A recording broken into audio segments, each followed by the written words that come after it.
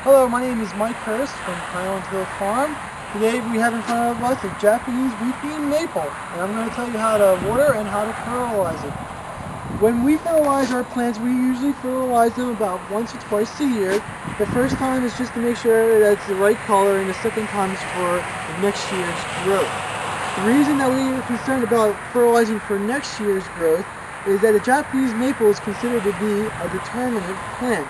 A determinate plant means that each and every year that when it grows out, there's a determinate amount of leaves and stem that can be formed.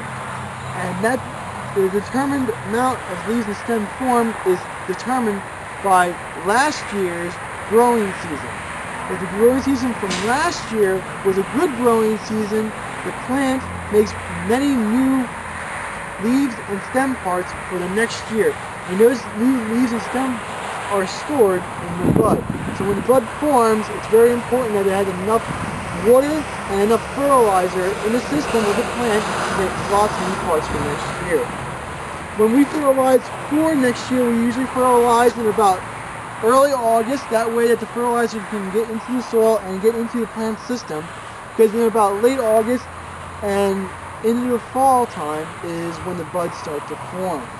And when we use fertilizer, we use a soda-release fertilizer called Osmocote, and we just do a broadcast fertilizer just on the top of the plant on the surface. We don't ever put any fertilizer injections or any of the liquid type in, we just use the granulated form that slowly releases over time.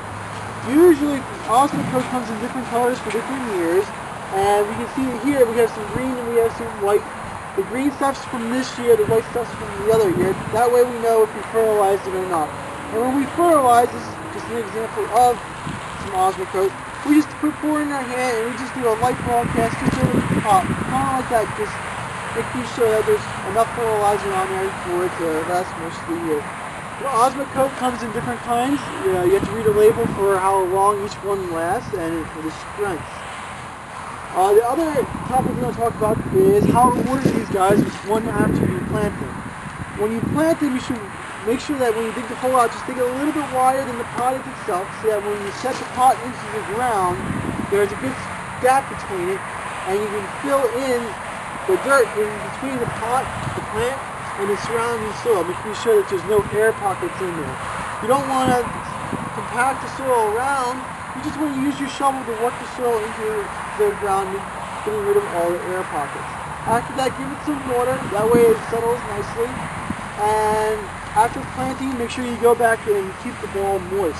It's important to keep the ball moist, not overly wet or overly dry. If it's overly wet, there is no oxygen that gets into the soil, and then the root starts to rot and it dies. The whole plant dies.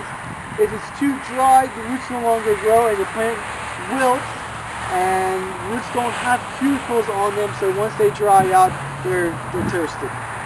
So just make sure that keep it moist, and the plant should do fine.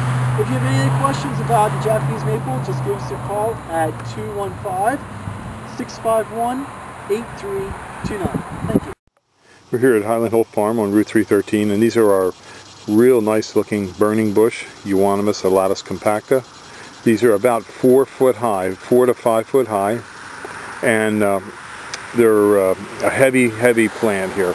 They're in a 22-inch ball, and as you can see, after we dig them, we put a drip water line system down for them to take care of them. These are $60 until the end of 2009, and we have about 400 of these to sell. And you're welcome to come out to the farm and take a look at them. We're located on Route 313 in Fountainville, PA. These can take a little bit of shade. They are considered an invasive plant, so just to let you know, in some areas you wouldn't be able to have these, like in New England states. It's not legal to grow this plant, but it's okay in Pennsylvania, as far as I know, New Jersey and other local states. So just give us a call at 215-651-8329. This is a real nice looking bush, is it not? This is the burning bush. Thank you. This is Nandina. Give us a call, 215-651-8329. We have plenty of them here. Real nice evergreen. Only gets to be about 5-6 feet. These are nice heavy plants. This is a block of witch hazel vernalis. They run in here anywhere from about 4 to 5 up to 7 to 8, and some 8 to 9 down in the lower end. Beautiful heavy block. Very nice plant. Good native tree.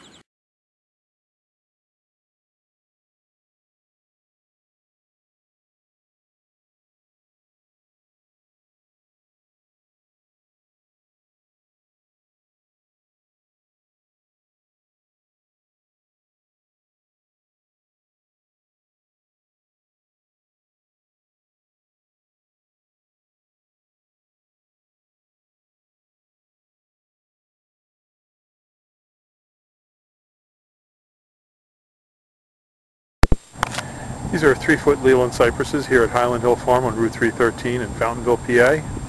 We deliver and plant these up and down the East Coast. We sell thousands of Leland cypresses and green giant arborvitaes each year. These are our 3-foot Leland cypresses. Next to it are our 4-foot. And over here are some green giant arborvitaes.